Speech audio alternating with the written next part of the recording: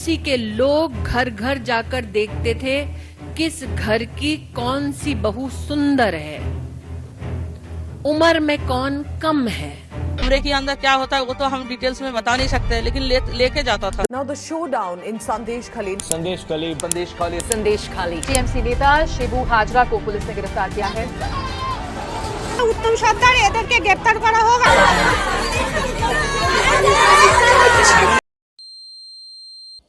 विपक्षी दल काफ़ी लंबे टाइम से सेंट्रल गवर्नमेंट पे ये एलिगेशंस लगा रहे हैं कि इन्फोर्समेंट डायरेक्टरेट और सीबीआई जैसी एजेंसीज का सेलेक्टिव यूज़ करके ऑपोजिशन को टारगेट किया जा रहा है। और उनके इस असर्शन को बैकिंग इस चीज़ से मिल जाती है कि पिछले कुछ सालों में 95% ऑफ द केसेस जो ये एजेंसीज इन्वेस्टिगेट कर रही हैं ये केवल ऑपोजिशन के मेंबर्स के अगेंस्ट हैं। अब ऐसा तो है नहीं कि बीजेपी में जितने लोग हैं या बीजेपी में जितने लोग ऑपोजिशन पार्टीज से आते हैं वो सब दूध के धुले हुए हैं। इन इन्वेस्टिगेशंस में भले ही कन्विक्शन रेट केवल 1% के अराउंड है, लेकिन कभी कभी ये हमें भारत की एक ऐसी गंदी और एक भद्दी तस्वीर दिखा देते हैं कि एज अ सोसाइटी हम हर कोई सोचने पे मजबूर हो जाता है कि भाई ये चल क्या रहा है अपने देश में। सेंट्रल एजेंसीज के इन टारगेटेड इन्वेस्टिगेशंस को बहाना बताकर इश्यूज को कवर ही ना करना या उनकी जो फाइंडिंग्स है उनको बायस बताकर डिस्कशन वहीं खत्म कर देने से जो इन जगह के विक्टिम्स होते हैं उनको जस्टिस मिलने में बहुत देर हो जाती है। तो इसलिए मैं तो ये गलती नहीं करूंगा। आज खुलकर बात करेंगे संदेश खली में हुई इस घटना के बारे में और कैसे इसने अपने देश की औरतों की सेफ्टी और सिक्योरिटी कंसर्न्स को एक बार फिर लाइमलाइट में लाके रख दिया है। इश्यू को पूरा समझने के लिए वीडियो आखिर तक जरूर देखिएगा और अगर अभी तक सब्सक्राइब बटन को क्लिक नहीं किया तो सब्सक्राइब बटन दबा के चैनल को ग्रो करने में मेरी हेल्प भी कीजिए। अपनी इन रेड्स में इन्फोर्समेंट डायरेक्टरेट को वेस्ट बंगाल में तो खासकर बहुत सफलता मिल रही है। एक के बाद एक कई सारे स्कैम्स एक्सपोज हो रहे हैं। जुलाई 2022 में प्राइमरी टीचर के रिक्रूटमेंट स्कैम में स्टेट के farmer education minister Partha Chatterjee को अरेस्ट करने के बाद इन्फोर्समेंट डायरेक्टरेट ने एक्सपोज किया एक 20,000 करोड़ रुपए का राशन स्कैम के रिलेशन में अक्टूबर 2022 में जब ज्योतिप्रिया मलिक की गिरफ्तारी हुई उस वक्त किसी को यह अंदाजा नहीं था कि आगे चलकर ये इन्वेस्टिगेशंस इतने बड़े लेवल पे चल रहे एक सिस्टमैटिक ऑपरेशन रेप और molestation plus police political nexus को एक्सपोज कर देगा। राशन स्कैम पे जब ये इन्वेस्टिगेशंस आगे बढ़ी तो एक और नाम सामने आया।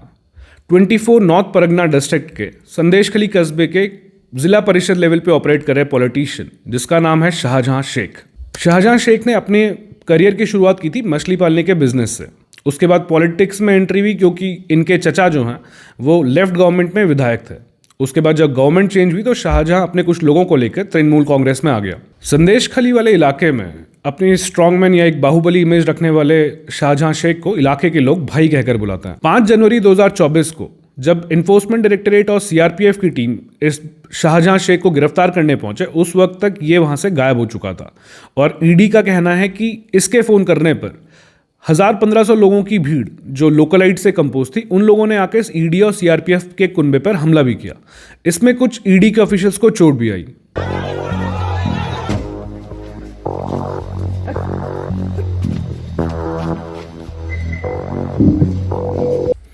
पांच जनवरी को आज लगभग 50 दिन पूरे हो चुके हैं और शाहजहां शेख इतने वक्त से कहां है, किसके साथ है, कौन उसको प्रोटेक्शन दिए बैठा है, ये किसी को नहीं पता। शाहजहां के संदेश खली से भागने के बाद स्टोरी में एक ट्विस्ट आया। जो लोग ईडी और सीआरपीएफ की टीम पर हमला करके शाहजहां को बचाने आए थे वही लोग इसके अगेंस्ट खड़े हो गए। उस इलाके की औरतों ने आवाज उठाना शुरू करी उनके खिलाफ हो रहे एक सिस्टमैटिक ऑपरेशन पर। जब एलिगेशंस आना शुरू हुए तो पहले आए लैंड ग्रैबिंग के एलिगेशंस कि कैसे शाहजहां शेख लोगों के एग्रीकल्चर लैंड पे कब्जा करके वहां अपने फिश पॉन्ड्स बना देता था। बेसिकली संदेश खली पानी से घिरा हुआ है, यहां पहुंचने के लिए भी फेरीज या बोट्स का इस्तेमाल किया जाता है, कोई रोड कनेक्टिविटी अभी तक एज सच नहीं है। तो लैंड ग्रैबिंग का तरीका इसका बहुत सिंपल था। एग्रीकल्चर लैंड की साइड में बनी जो बाउंड्रीज या एम्बैंकमेंट्स हैं जो टाइड्स के पानी को अंदर आने से रोकती हैं ये उन एम्बैंकमेंट्स को गिरा देता था जिसकी वजह से समुद्र का खारा पानी यहाँ एंटर कर लेता था और एग्रीकल्चर लैंड की प्रोडक्टिविटी पूरी खत्म हो जाती थी। फिर एक स्टेप आगे जाकर रात को बड़ी बड़ी जो फेरीज होती है या मैकेनिकल बोट्स होती हैं उनके थ्रू जेसीबीज को इलाके में लाया जाता था और ये इन एग्रीकल्चर लैंड्स की टॉप सॉइल की एक मोटी लेयर उखाड़ कर वहाँ एक गड्ढा बना देते थे। फिर उस गड्ढे में समुद्र का पानी भरकर वहाँ पे फिशिंग या लॉबस्टर की खेती शुरू हो जाती थी और ये पूरा बिजनेस शाहजहां शेख अपने कंट्रोल में ले लेता था। आवाज उठाने वालों को मार पीट के चुप करा दिया जाता था। बात समझो, यहाँ पे जो बंदा इन्फोर्समेंट डायरेक्टरेट और सीआरपीएफ की कंबाइंड टीम पे हमला करवा सकता है, एक गरीब किसान उस बंदे से कितनी देरी फाइट कर पाएगा? यहां तक चीजें तृणमूल कांग्रेस के लिए फिर भी अंडर कंट्रोल थी, क्योंकि ये वो वक्त था जब फार्मर प्रोटेस्ट शुरू होने वाले थे और लोगों का और पूरी नेशनल मीडिया का ध्यान फार्मर प्रोटेस्ट की तरफ था। इस मामले ने नेशनल हेडलाइंस तब ग्रैब करी जब इलाके की जो महिलाएं हैं उन्होंने ये एलिगेशंस लगाए कि रात रात भर उन लोगों को टीएमसी के पार्टी ऑफिस में रखा जाता था।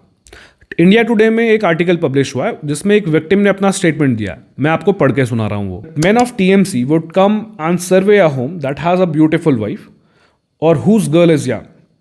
Then they take the women to the party office. Nights after night, they would be kept there till they are satisfied. Till they are satisfied. संतुष्ट।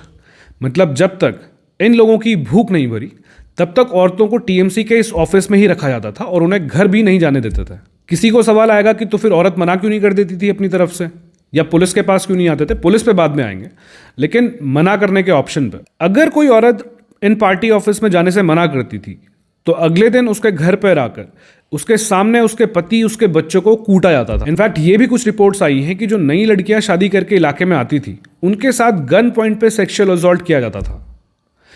एक पर्टिकुलर इंसिडेंट में कुछ कहासुनी के मामले में एक औरत के 9 महीने के बच्चे को इसके आदमियों ने उठा के पटक दिया। 9 महीने का बच्चा, इतना होता है, उसे देखकर भी इसको दया नहीं आई। इन्फोर्समेंट डायरेक्टरेट की रेड के बाद जब इलाके में इसका थोड़ा खौफ कम हो गया तो लोगों ने सामने आकर अपनी प्रॉब्लम्स को थोड़ा खुलकर बताना शुरू किया। इलाके की महिलाओं ने बैम्बू स्टिक्स और झाड़ू लेकर अपने मार्चेस शुरू किए और पुलिस का भी घेराव किया कि भाई इस बंदे को जल्दी से जल्दी नैप करो। प्रोटेस्ट जब इंटेंसिफाई होना शुरू हुई और लोगों ने अपना गुस्सा और खुलकर सामने रखना शुरू किया तो शाहजहां शेख के 2 राइट हैंड शिबू हजरा और उत्तम सरदार, इन लोगों को खुद संदेश खली छोड़कर भागने पे मजबूर होना पड़ा। अगले दिन प्रोटेस्ट और इंटेंसिफाई हो गई जब औरतों ने जाके 3 पोल्ट्री फार्म्स पे आग लगा दी जो बिलोंग करते थे शिबू हजरा को।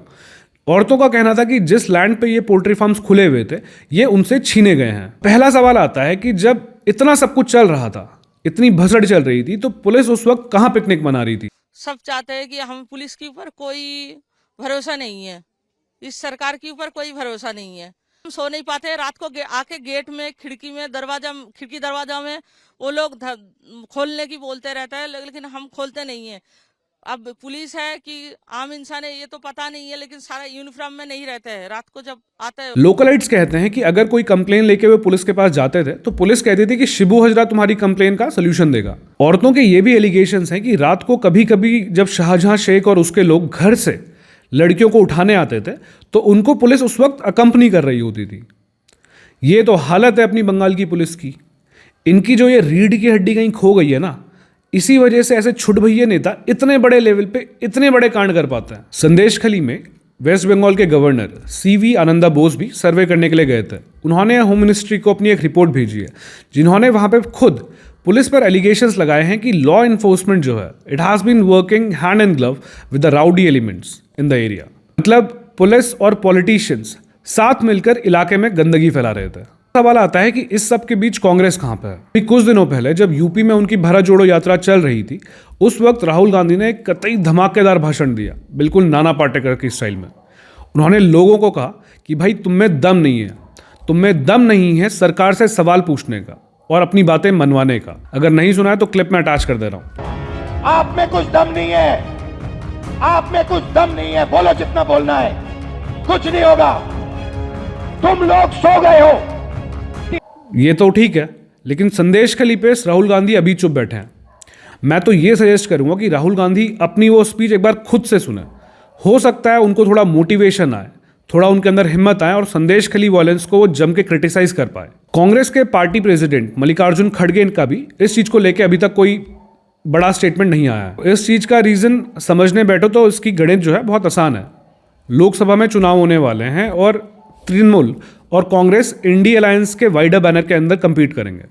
लेकिन दीदी ने कांग्रेस को एक झटका दे दिया है बंगाल में, जहां पे उनका कहना है कि टीएमसी सोलो फाइट करेगी। मतलब they are under the wider ambit of India alliance, लेकिन बंगाल में सीट शेयरिंग का फॉर्मूला एप्लीकेबल नहीं होगा। तो कांग्रेस पहले यहां थोड़ा डरी हुई है। अब अगर कांग्रेस ने इस चीज पे कमेंट भी कर दिया तो टीएमसी इंडिया अलायंस से कहीं पूरी तरह बाहर ना हो जाए, इस चीज का डर कांग्रेस, राहुल गांधी और मल्लिकार्जुन खड़गे सबको है। एक और नाम जिसको इस वक्त क्रिटिसाइज किया जा रहा है वो है भीम आर्मी चीफ चंद्रशेखर आजाद रावण का।